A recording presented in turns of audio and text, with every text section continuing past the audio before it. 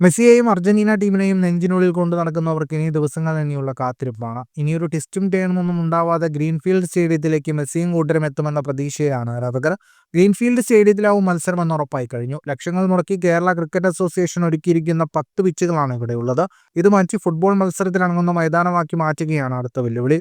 സൗഹൃദ മത്സരമായതിനാൽ ഫിഫയുടെ മാനദണ്ഡ പ്രകാരം ഗ്രൗണ്ട് ഒരുക്കേണ്ടി വരില്ല എന്നതാണ് ഇവിടെ കേരളത്തിന് പ്രധാനമായും ആശ്വാസമാവുന്നത്.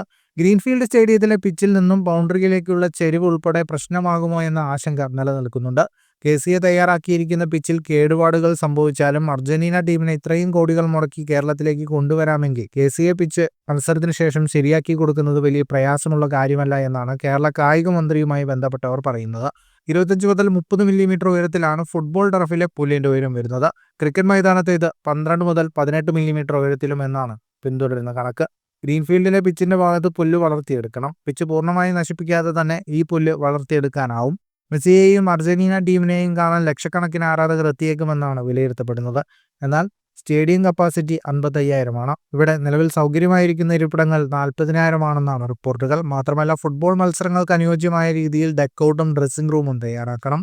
ഇതിലെല്ലാം ടെക്നിക്കൽ കമ്മിറ്റി വരും ദിവസങ്ങളിൽ പരിഹാരം കാണുമെന്നാണ് പ്രതീക്ഷിക്കുന്നത്.